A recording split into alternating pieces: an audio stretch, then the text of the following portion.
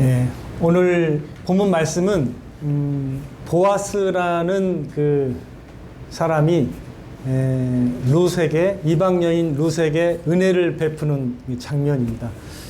여러분, 룻은 그 다윗의 증조 할머니입니다. 그리고 보아스는 이제 증조 다윗의 할아버지가 됩니다. 그래서 이 룻기는 특별히 룻은 예수님의 그 계보를 잇는 중요한 여인인데 이방 여인입니다. 그래서 이제 앞서 내용이 어떤 거냐면 유다 베들레헴에서 살았던 어떤 한 남자가 있었습니다. 그 남자의 부인이 있었는데 그 부인이 이제 나오미라는 사람이었습니다. 이 사람과 또 한 남자와 이 부인과 두 아들이 있었습니다. 근데 이제 이 땅에 흉년이 들었어요. 베들레헴에. 그래서 좀 경제적인 이유 같아요. 그래서 그 베들레헴을 떠나가지고 모압 지방으로 간 거예요. 이방인들이 사는 지방으로 가가지고 거기서 살았습니다. 정착을 했어요. 근데 정착한 지 10년이 됐는데 남편도 죽고요. 그 다음에 두 아들도 결혼을 했어요. 이방 여인과 결혼을 했는데 두 아들이 다 죽었습니다. 그래서 시어머니하고 며느리 둘만 남은 거예요. 그래서 이 이야기는 이제 여러분들이 잘 아실 겁니다. 그래서 나오미는 이제 굉장히 큰 고난이죠. 여러분이 만약에 나오미하고 또 이 룻의 입장에 만약에 처하게 된다면 어땠을까요? 한 집안의 남자들이 다 이제 없어졌으니까 엄청난 그 고통과 슬픔이잖아요. 일할 사람도 없고 굉장히 고통의 연속이었죠. 그런 가운데 이제 이게 일어나는 이제 일인데요. 특별히 나옴이라는 그 뜻이 무슨 뜻이냐면 히브리어로 희락이라는 뜻입니다. 희락, 기쁨이. 근데 어때요? 현실은 어떻습니까? 자신의 이름은 희락이고 기쁨인데 현실은 고통의 연속, 슬픔이죠. 너무 이게 기구하게 이게 한 집안이 어떻게 보면 이렇게 돼가지고 너무 힘든 거죠. 특별히 이제 그러던 중에 이제 소식을 듣게 돼요. 하나님께서 유대 지방 자기 백성을 돌보셔가지고 양식을 주셨다라는 회복이 됐다라는 소식을 듣게 됩니다. 그래서 고통 가운데 이제 돌아가게 되는 거죠. 고향으로 이제 돌아가야 되겠다. 내 아버지의 집으로 돌아가야겠다 생각을 하고 이제 돌아가려고 하는 참이었습니다. 돌아가는데 이제 나오미의 눈앞에 이제 젊은 며느리들이 이제 눈에 밟히는 거예요. 너무 막 안타까운 거예요. 저라도 좀 이렇게 막 안타까울 것 같아요. 나오미의 그 표현으로는 풍족하게 나왔는데 내가 빈손이 되었다 이렇게 표현했거든요. 그러니까 풍족한 삶을 살다가 빈털터리가 됐는데 남편도 죽고 두 명이 딱 남았으니까 돌아가는 중에도 이게 굉장히 마음에 걸린 거예요. 그래서 권면했습니다. 강권했어요. 돌아가라고. 그래서 한 사람은 돌아갔습니다. 남은 사람이 누구냐면 이제 룻이죠. 룻이 이제 남게 됐는데 근데 제가 이제 나오미의 입장에 있었다면 참 마음이 그래도 큰 위로가 됐을 것 같아요. 룻이 이렇게 가지 않고 빈털터리인 자신을 이렇게 위해서 남아줬었는데 나오미는 이제 이 모든 지난 날들을 좀 생각한 것 같아요. 그래서 성경에 보면 그 장면이 나와요. 자신이 당한 고난이 무엇 때문에 있는지 성경에서는 언급하지 않습니다. 그거는 잘 언급하지 않아요. 그러나 나오미는 그것을 자신이 당한 고난을 이렇게 표현해요. 하나님의 손이 나를 치셨다. 그 다음에 여호와께서 나를 징벌하셨다. 이런 표현을 씁니다. 그럼 그 고난을 당한 사람만 알지 다른 사람 잘 몰라요. 그 하나님과의 관계에서 해석한 것 같아요. 자신이 하나님이 성막이 있는 곳을 떠났고, 즉 예배의 장소를 떠났잖아요. 그리고 또 어떻게 됐죠? 하나님이 기업으로 주신 그 공동체, 거기에서 이제 어떻게 보면 잠시 떠난 거죠. 그래서 하나님과의 관계에서 좀 멀어진 것은 사실인 것 같아요. 그리고 자신의 자녀들이 이방 여인과 결혼하는 것이 하나님 원하시지 않는다라는 것을 알았음에도 불구하고 이제 그걸 가만히 있었던 거죠. 그래서 그런 것을 어느 정도는 감지했던 것 같아요. 그러나 직접적으로는 성경은 그걸 제시하지 않습니다. 이건 제 추측인데, 하지만 성경에서 단서가 있는데, 룻기 1장 21절을 잠깐 보시면요. 1장으로 잠깐 넘어가셔가지고 21절을 딱 보겠습니다.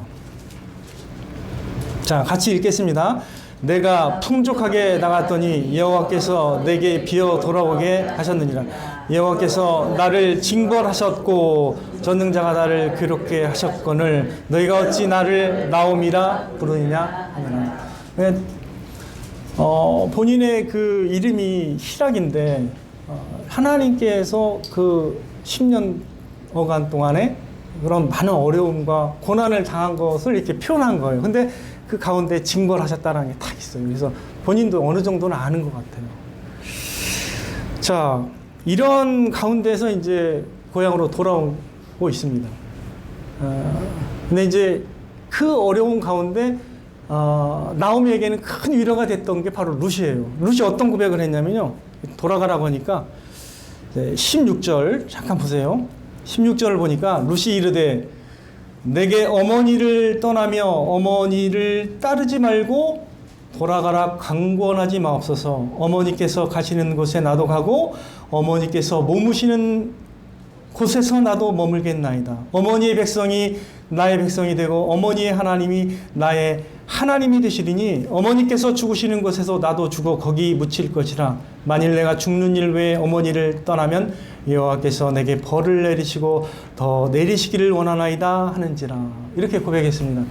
사실 제가 성경에서 이렇게 뭐 많은 은혜를 많이 받긴 하는데 사실 이 고백에 많은 은혜를 받아요.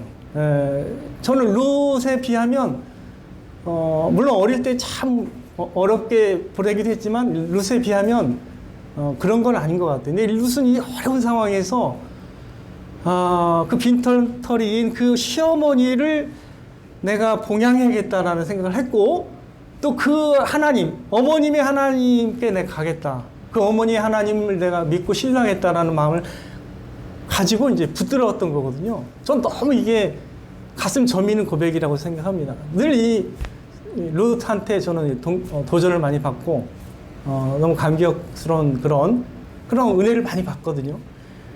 여러분이 나오미의 입장이었다면 어떨 것 같습니까? 이런 며느리가 있다면 어떨 것 같아요? 놀랍죠. 놀라운 겁니다, 이건. 저가 며느리 입장이었으면 저는 실리를 택했을 것 같아요. 젊으니까. 시어머니가 가라고 할 때 갔을 것 같아요, 저는. 믿음이 없어가지고, 저는. 근데 이렇게 붙잡는다는 건 대단한 믿음입니다. 대단한 긍휼이고 은혜입니다. 예. 이렇게 나오미는요, 놀라운 며느리를 통해서 격려를 받으면서 돌아오고 있어요. 돌아오고 왔고, 그 다음에 이제, 이 룻은 이제 시어머니를 진짜 봉양하기 위해서 일하러 들판으로 나가는 거예요. 근데 이때 할 수 있는 게 없어요. 본인의 밭이 없습니다. 이방인이잖아요. 할 수 있는 게 뭐가 있을까요? 남들 추수할 때 뒤따라가면서 이삭을 줍는 일 외에는 없어요. 근데 거기서 혹시 이제 텃세가 세고 이렇게 좀 그런 사람 잘못 만나면 어떻게 될까요? 나가라고 하겠죠. 네가 감히 여기가 어딘 줄 알고 여기 오냐? 그렇게 될 수 있거든요. 면박 받을 그런 각오를 하고 나간 거죠. 들에. 근데 들에 나갔는데 하나님께서 어떻게 인도하신 것 같아요? 하나님의 주권적인 섭리가 어디에 이르게 한 것 같아요? 가장 그 지역에서 베들레헴 지역에서 가장 부자인 보아스 밭에 딱 가게 된 겁니다. 이 하나님의 섭리이거든요. 보이지 않는. 그러나 그 하나님의 섭리다 이런 설명은 없어요, 여기에. 하지만 룻기에는 그런 것이 다 장치가 있습니다. 놀라운 하나님의 은혜가 이끄는 이야기를 이제 해주고 있는 것이죠. 거기에서 이제 보아스가요, 자기 밭에서 이삭을 줍고 있는 그 룻이라는 소녀를 이제 딱 알게 된 거죠. 그때 이제 첫 번째로 보아스는 룻에게 계속 이삭을 줍도록 허락하고요. 두 번째로 소년들로 하여금 룻을 건드리지 않도록 보호를 했습니다. 딱 보호를 해주고 또 목마를 때 언제든지 물을 마실 수 있도록 이렇게 또 인도해 줬어요.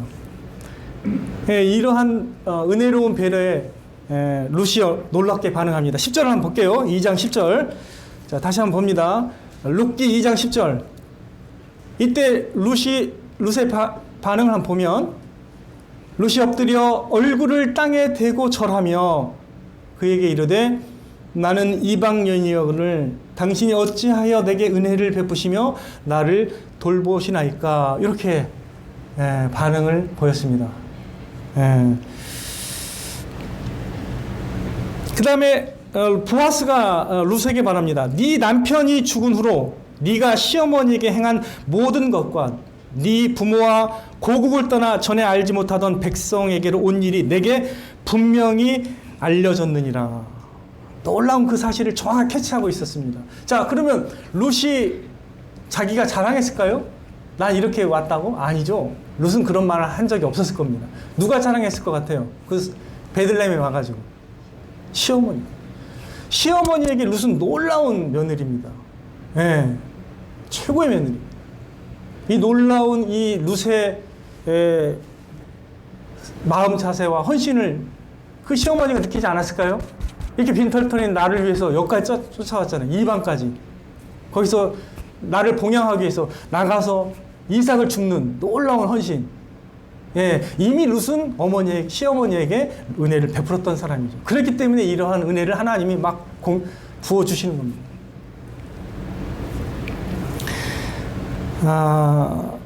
저는 아까 저희가 살펴봤던 룻기 1장 16절, 17절이요. 나오미에게는 룻이 놀라운 사랑과 긍휼을 고백한 것이고 하나님께는 믿음을 고백한 거거든요. 놀라운 거예요, 사실은. 그래서 저는 참 이 룻을 보면 좀 도전을 많이 받아요. 야, 이렇게 순전한 믿음이 있을까? 이런 생각을 해요. 우리는 계산적으로 하잖아요. 저렇게 딱 눈에 보이면 가도 되겠는데 이런 생각을 하지만 보이지 않잖아요. 보이지 않는데 이렇게 딱 그 붙드는 걸 보면 참 놀랐습니다. 그래서 보아스는요, 그녀에게 이렇게 축복합니다. 그 소문을 다 들어서 알고 있어요. 보아스가. 얼굴만 처음 본 거예요. 얼굴만. 들어서 다 알고 있는데 그녀에게 이렇게 축복합니다. 몇 절에 있죠? 12절에 있습니다. 이렇게 축복했습니다. 여호와께서 네가 행한 일에 보답하시기를 원하며 이스라엘의 하나님 여호와께서 그의 날개 아래에 보호받으러 온 내게 온전한 상 주시기를 원하노라. 이렇게 고백합니다. 이렇게 축복하는 거죠. 그 축복에 룻이 어떻게 반응합니까? 13절에 내 주여 내가 당신께 은혜 입기를 원하나이다. 나는 당신의 하녀 중에 하나와도 같지 못하오나 당신이 하녀를 위로하시고 마음을 기쁘게 하는 말씀을 하셨나이다. 라고 이렇게 반응했습니다. 은혜가 하는 일이 이와 같죠. 은혜는 우리의 마음을 활짝 열게 하고 참 기쁘게 하는 거예요. 위로하고 기쁘게 하는 거예요. 이게 은혜라는 그 보편적인 뜻이 뭐냐면 자격 없는 사람에게 부어지는 호의나 친절함이거든요. 그러니까 어떻게 보면 사랑의 구체적인 행위가 또 실행됐을 때 이제 느끼는 것이 이제 은혜예요. 예. 우리가 사람의 그 친절한 한마디가 굉장히 우리를 좀 소망을 갖게 하고 위로가 될 때가 있어요. 사실 특별히 또 무게감 있는 훌륭한 사람이 딱 나에게 한마디 위로의 말을 해주면 어떨까요? 굉장히 위로가 돼요. 굉장히 힘이 납니다. 근데 하나님의 위로는 어떨까요? 우리가 생각할 수 있죠. 하나님의 은혜, 하나님의 위로는 그 이상으로 우리를 살게 하고 우리를 또 기쁘게 하는 놀라운 것이죠. 자, 보아스는요, 여러분 보아스를 보면 이제 어떤 생각이 드세요? 보아스는 이렇게 은혜를 베푸는 사람으로 이렇게 묘사가 되어 있는데, 우리 하나님을 생각하게 하죠. 우리 주님을 생각하게 합니다. 하나님은 어떤 하나님이시냐? 은혜로운 하나님이십니다. 우리 하나님의 이름이 출애굽기 33장에 보면 또 34장에 보면 이제 선포가 되잖아요. 처음에 나오는 게 뭐예요? 그 두 번째인가요? 나는 자비롭고 그 다음에 은혜롭고 이렇게 나오거든요. 저 자비롭고도 사실 은혜의 하나의 같은 속성이기 때문에 하나님의 이름의 첫 번째가 사실은 자비롭고 은혜로우신 하나님이라는 거죠. 은혜의 하나님이에요. 그래서 신약에 가면 대부분 다 은혜의 하나님 이렇게 딱 표현을 합니다. 은혜의 하나님.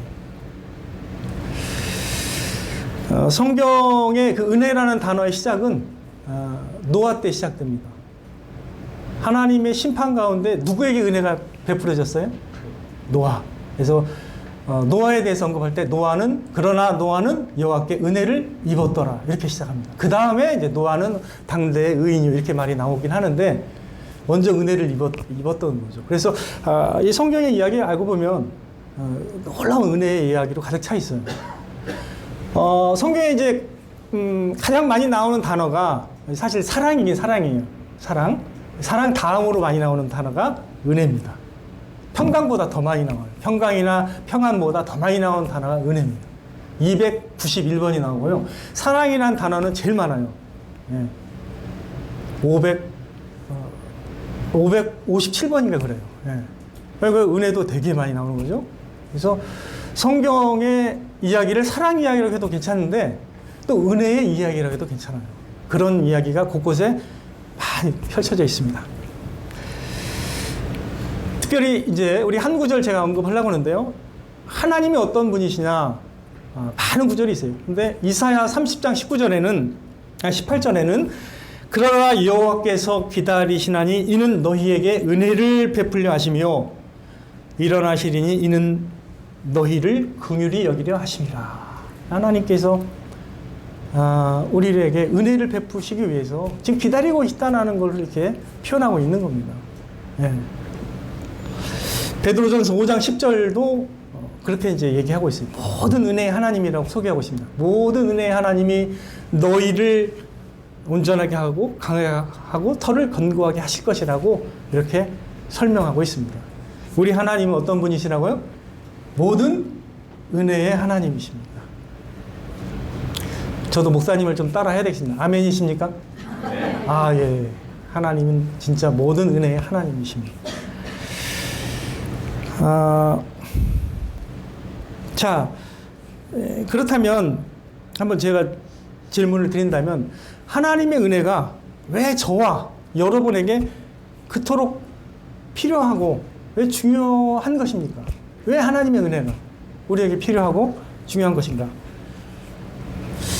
많이 얘기할 수 있을 것 같아요. 은혜 없이는 못 사니까요. 뭐 이렇게 대답할 수도 있고, 우리가 은혜로 사는 거니까요. 이렇게 대답할 수도 있고, 은혜 없으면 구원 못 받으니까요. 다 맞는 얘기죠. 그래서 그렇게 표현할 수 있다고 봅니다. 그래서 복음을 처음 듣는 사람이건 간에 또는 오래된 신자건 간에 하나님의 은혜는 매우 중요합니다. 특별히 하나님의 은혜를 깨닫고 누리는 것이야말로 우리 신앙인에게는 굉장히 중요한 것이죠. 그래서 그 두 가지를 한번 말씀드려볼게요. 하나님의 은혜가 왜 중요한지 두 가지를 한번 말씀드려보겠습니다. 골로새서 1장 6절을 한번 찾아보겠습니다. 여러분들 골로새서 1장 6절 신약입니다. 골로새서 1장 6절입니다.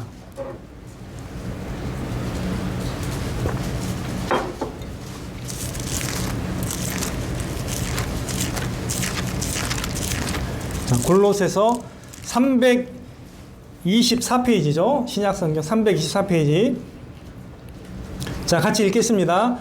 이 복음이 임히 너희에게 이름에 너희가 듣고 참으로 하나님의 은혜를 깨달은 날부터 너희 중에서와 같이 또한 온 천하에서도 열매를 맺어 자라는 도다.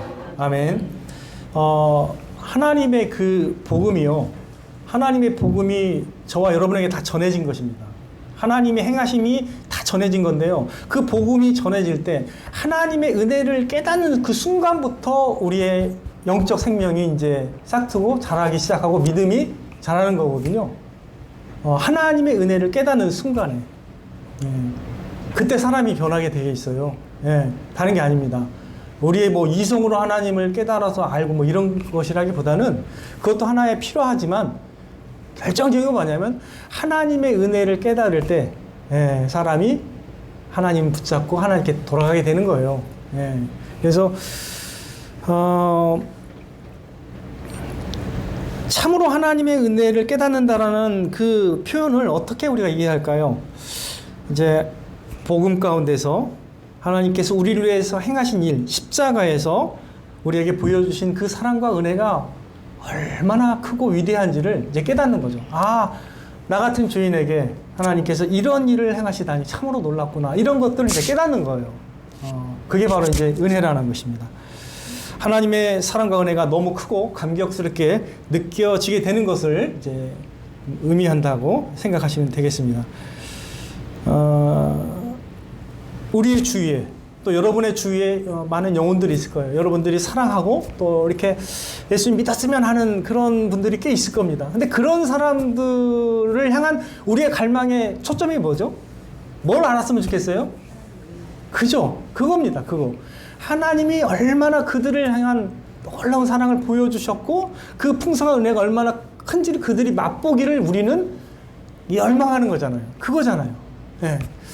여러분들 뭐 이런 분 많이 보셨을 거예요. 좀 문화적으로 좀 제가 좀 말씀을 드리겠습니다. 어떤 사람이 이명욱이 부르는 그 어떤 노래에 깊은 감동을 받았다고 칩시다. 그러면 어떤 것 같아요? 그 사람은 너무 이런 때 위로가 되더라 하면서 막 어떻게 할까요? 그 사람은 그 노래 들어보라고 막 어떻게 할까요? 막 권면을 하잖아요. 왜 그래요? 그게 의무예요? 아니면 막 힘들게 하는 거예요? 아니면 어떻게 해요? 본인이 너무 좋아서 하는 거예요. 너무 좋아. 저는 우리 장모님이 이거 너무 좋다고 하면서 막 선전하는 걸 참 많이 받아봤습니다. 예. 막 선물을 하세요. 막 너무 좋다고. 너무 좋으면 말할 필요 그냥 가서 그냥 선물하더라고요. 보니까 그런 게 있어요. 그렇잖아요. 우리가 그 유익과 그 감격과 그 풍성함을 맛보면 나가게 돼 있어요. 말 안 해도. 그죠? 누가 시키지 않아도 다 되겠다는 거죠. 된다는 거예요. 그와 같은 거예요. 이게 사실은 우리가 이 세상에서 느낄 수 있는 어떤 그 즐거움과 기쁨과 비교할 수 없는 겁니다. 하나님의 은혜는. 사실은 우리가 너무 작게 소망할 수도 있어요. 더 큰 게 있어요. 전 분명히 말씀드리지만 하나님은 제한받는 분이 아니에요. 엄청 위대하신 분입니다. 하나님은 우리에게 엄청난 은혜를 베푸시는 능력 있는 하나님이라는 걸 아셔야 돼요. 평생을 알아가도 하나님은 다 못합니다. 우리가 너무나 위대하시고 크시기 때문에 그 즐거움을 우리는 맡기게 해야 됩니다. 제 인생에서 하나님의 은혜보다 더 강렬한 거는 한 번도 만나본 적이 없습니다. 제가 음악을 되게 좋아하거든요. 저 청소년 때요, 고등학교 때 공부하면서도 공부를 좀 열심히 하려고 했던 사람이긴 한데 늘 갈 때 한쪽으로 막 복음성가가 잘 너무 은혜로운데 한쪽에서는 막 팝송이 막 너무 잘하니까 그때 당시 휘트니 휴스턴이 나왔거든요. 제가 공부할 때. 여러분 아십니까? 휘트니 휴스턴이라고? 네, 노래 좀 잘 안 드신 분 모르실 수 있어요. 저 웃는 분 보니까 아셔요. 보니까 몇 분 잘 아시더라고요. 그러니까 그런 노래를 딱 듣니까 막 한쪽으로 막 이쪽으로 막 가는 거예요. 막 제 마음이. 제가 복음성가를 너무 좋아하거든요. 그런데도 막 이쪽으로 막 가는 거예요. 제가 지금 무슨 얘기하다가 일로 갔죠? 제가 까먹었습니다. 그러니까 그쵸, 이렇게. 예, 그렇게 딱 꽂히면은 그렇게 되는 거죠. 지금 잠깐 정신을 차려야 될 것 같습니다. 자, 그래서, 우리가 우리 주변에 있는 사람이 기대한 게 그거예요. 그들이 하나님의 놀라운 은혜를 맛봤으면 하는 갈망이 있는 거죠. 그래서 우리가 전도하고 싶은 거거든요. 우리가 경험한 하나님의 사랑을 그들도 좀 경험하면 안 좋을까, 이런 생각을 하는 거죠. 첫 번째 제가 말씀드린 게 뭐죠? 왜 은혜가 우리에게 그토록 소중하고 중요합니까? 은혜를 깨달아야 어떻게 해요? 복음의 열매가 맺히기 때문이죠. 네, 우리도 마찬가지. 우리 자신도 마찬가지입니다. 예전에 은혜를 맛봤다가 사람이 어떻게 될 수 있어요? 또 딱딱해질 수 있을까요? 없을까요? 있죠. 그러니까 우리도 마찬가지예요. 여전히 하나님의 은혜를 더 깊이 있게 들어가야 돼요. 하나님의 은혜. 자, 두 번째로요. 모든 그리스도인은요, 오직 하나님의 은혜 안에서만 자라가며 강해지며 견고해지기 때문이에요. 이제 계속 우리가 은혜를 강조하는 이유는 하나님의 그 변화시키는 그 능력이 은혜에 있어요. 우리에게 있지 않습니다. 디도서 2장 11절 12절에는 하나님의 은혜가 나타나 우리를 양육하시되 이렇게 표현되어 있습니다. 하나님의 은혜가 우리를 이렇게 먹이고 살리고 이렇게 이끄시는 거예요. 양육한다는 표현이 그겁니다. 하나님의 은혜가 나로 하여금 그런 마음을 갖게 하고 하나님을 사랑하게 하고 하나님께 나가게 하는 거죠. 예. 그래서 베드로 후서 3장 18절에는 베드로는 뭐라고 권면하죠? 은혜 안에서 자라가라 이렇게 권면해요. 마지막 말이 그거죠. 예. 그리고 사도 바울은 디모데에게 은혜 안에서 강하라 이렇게 말합니다. 디모데 후서 2장 1절이죠. 은혜 안에서 이제 사람이 이렇게 강해지는 거예요. 자기의 최고의 그 후계자한테 그런 말을 한 거예요. 그리스도의 은혜 안에서 강하라고. 그 다음에 사도 바울은 이렇게 표현하죠. 내가 나된 것은 뭐라고 했죠? 하나님의 은혜로 됐다고. 예, 이겁니다. 하나님의 은혜로 우리가 자라고 성장한다라는 것을 잊으면 안 됩니다. 하나님의 은혜로 되는 것이지 우리의 물론 우리의 어떤 수고도 있죠. 필요하죠. 제가 그거를 이렇게 같이 평가절하하는 건 아니지만 그러나 하나님의 그 은혜가 더 근본적으로 우리를 이렇게 인도한다라는 걸 말씀을 드리고자 하는 것입니다. 여러분, 그렇다면 이제 성경에서는 이렇게 하나님 은혜에 이르는 걸 굉장히 중요시 하는데 그 말씀이 있어요. 히브리서 2장 12장 15절에 이런 말씀이 있습니다. 너희는 하나님의 은혜에 이르지 못하는 자가 없도록 이렇게 주의하라고 말씀하고 있어요. 하나님의 은혜에 이르는 자가 없도록. 그 하나님의 은혜를 이르지 못한 대표적인 인물을 에서로 이렇게 비유해서 망령된 자라 일컫고 있거든요. 그 사람은 자기 힘을 믿고 살아갔던 사람이잖아요. 그죠?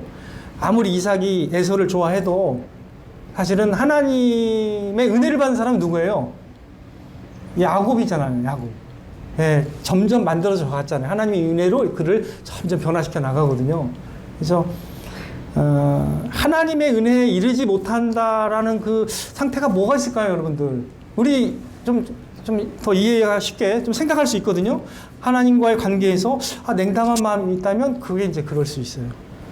그 다음에 하나님보다 우상을 더 사랑하는 마음이 있다면 그게 바로 하나님의 은혜에 이르지 못하는 마음이고요. 대인관계에서도 마찬가지입니다. 용서하지 못하는 마음이 막 더 많이 오거나 그 다음에 막 마음의 쓴뿌리가 많거나 막 상처가 많으면요 자아중심적으로 변하게 된 거예요. 그래서 그런 것도 마찬가지고요. 내 만족과 기쁨과 감사를 잘 하지 못하는 경우도 사실은 은혜에 이르지 못하는 상태라고도 말씀을 드릴 수 있습니다.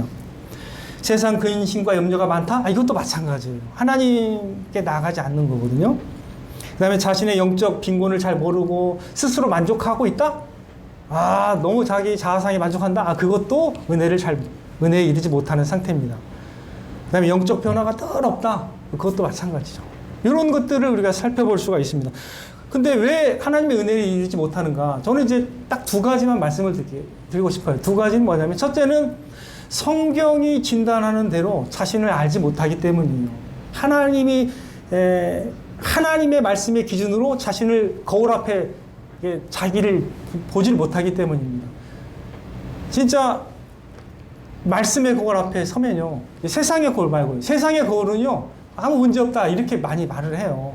너 훌륭하다 처음부터. 근데 하나님의 말씀은요 그렇게 말하지 않고요. 말씀 앞에 우리가 부족한 연약한 죄인임을 이제 드러내십니다. 그래서 거기서 출발을 해야 은혜라는 걸 느낍니다. 그래서 사도 바울이 나중에 은퇴 전에, 그러니까 디모데에게 마지막 권면할 때 한 말이 뭐냐면, 나는 죄인 중에 귀순이라가 뒤늦게 거기서 나옵니다. 난 처음에 약하게 나와요. 처음에는 모든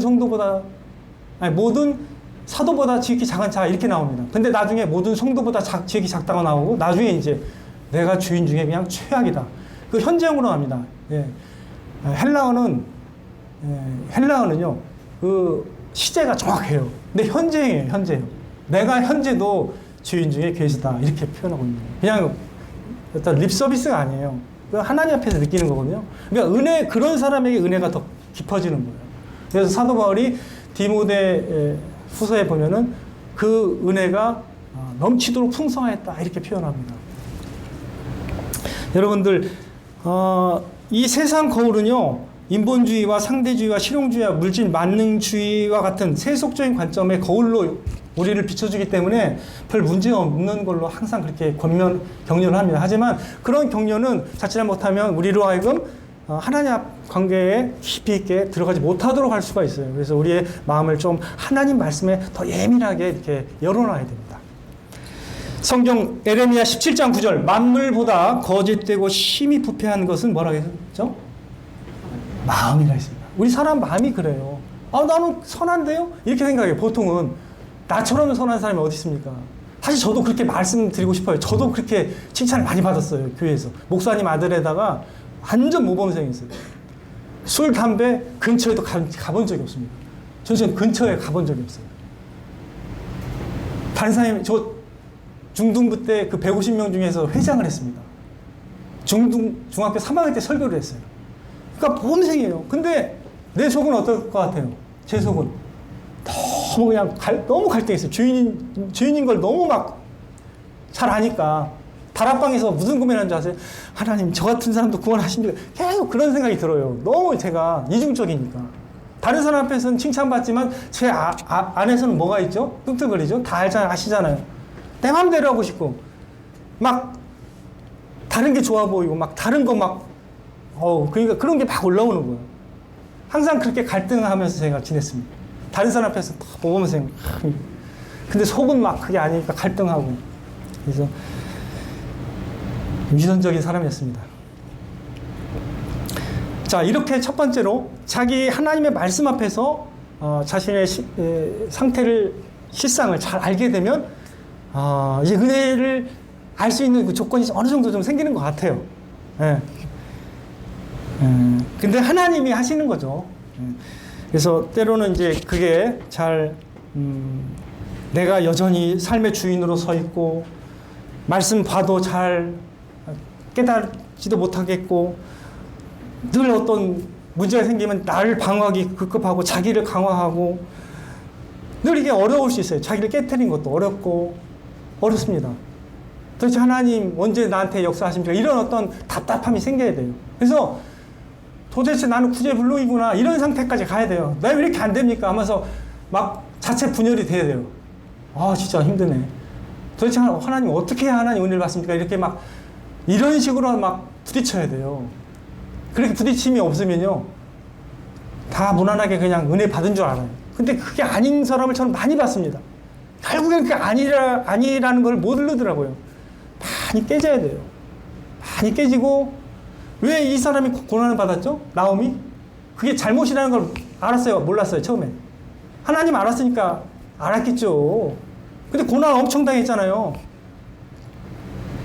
그죠? 마음이 어땠을까요? 많이 낮아졌겠죠. 그런 가운데 딱 룻이 딱 믿음으로 딱 다가오니까 얼마나 위로를 받았어요. 그리고 나중에 본인은 어때요? 그 계보를 예수님의 계보를 있는 사람이 됐잖아요. 우리 다 연약한 사람들이거든요. 나오미와 같은 사람이고 룻과 같은 이방인이거든요. 우리도. 그죠? 그러나 그런 가운데 하나님을 딱 붙들면 은혜를 우리가 맛보게 되고 누리게 되는 것이죠. 그래서 저는 첫 번째가 이게 말씀드린 게 이제 하나님 앞에서 우리의 실상을 몰랐기 때문에 은혜에 이르지 못한다고 말씀드렸고, 두 번째는요 결정적인 건데 믿음이 없기 때문입니다. 결국 중요한 건 믿으면 어떻게 돼요? 은혜에 이르게 되죠. 로마서 5장 2절 시간이 없으니까요. 또한 그로 말미암아 우리가 믿음으로 서 있는 이 은혜에 들어감을 얻었으며, 우리가 믿음으로 서 있는 이 은혜에 들어감을 얻었으며, 어떻게 돼요? 믿음으로 은혜에 들어감을 얻었다는 뜻입니다. 믿음 없이는요 은혜를 누릴 수가 없어요. 그래서 간단하게 말씀을 드리면, 믿음은 아는 것, 지적으로 아는 것을 포함하고요, 그 다음에 정적으로 마음으로 사랑하는 것도 포함하고, 그 다음에 의지적으로 행동하는 것도 포함해요. 사실은 진짜 믿음이라는 건 그 지정의에서 다 반응이 나오게 되어 있습니다. 마음의 반응으로 믿는 거거든요. 사람이 마음으로 믿어 의에 이르고, 여러분 기억하시죠? 그 구절을 외우셔야 돼요. 마음으로 믿는 거거든요. 아, 내가 뭘로 믿어요, 우리가? 마음의 작용으로 믿잖아요. 지적으로도 이해해야 됩니다. 하지만 마음으로도 어떻게 해요? 사랑함이 있어야 돼요. 사랑하지 않는데 주님께 나올 수 있을까요? 없을까요? 사랑하지 않으면 원하지 않아요. 예. 그래서 주님께서 뭐라고 하셨냐면, 너희들이 영생 얻기를 위해서 나에게 나오기를 원하지 아니하는도다. 이렇게 진단을 하셨습니다. 그래서 믿는다는 것은 원하는 것도 포함되는 거예요. 내가 원하는. 우리 룻은 어떻게 얘기했어요? 나는 하나님께 은혜 받기를 원한다고 말했을까요? 어떻게 말했을까요? 원하는 거예요. 그래서 내 주께 은혜 받기를 원하나이다. 이렇게 얘기하잖아요. 그죠? 은혜 입기를 원한다라고 얘기했습니다. 그래서 하나님의 은혜에 이르지 못하는 두 가지가 뭐냐면, 첫 번째 말씀드린 것처럼 나의 진정한 실상을 모르기 때문이에요. 탕자처럼 자기의 진정한 실상을 알면 돌아가게 돼 있어요. 근데 모르기 때문에 안 돌아가. 아직은 괜찮은 거예요, 지금. 두 번째, 은혜를 누리려면 어떻게 해야 된다고요? 믿어야만 가능합니다. 믿을 때 하나님의 은혜를 경험하게 되는 것이죠. 자, 여러분, 룻은 이 두 가지 면에서 훌륭하게 준비된 사람이죠. 한번 룻의 행동을 보세요. 첫 번째로 자신의 실상을 알았습니다. 나는 이방 여인이거늘. 자신을 알았습니다. 나는 이런 은혜 받을 자격이 없습니다. 근데 알았어요.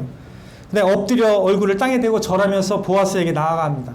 그리고 결국 세 번째로 룻은 믿음으로 여호와의 날개 아래의 보호를 받으러 왔고,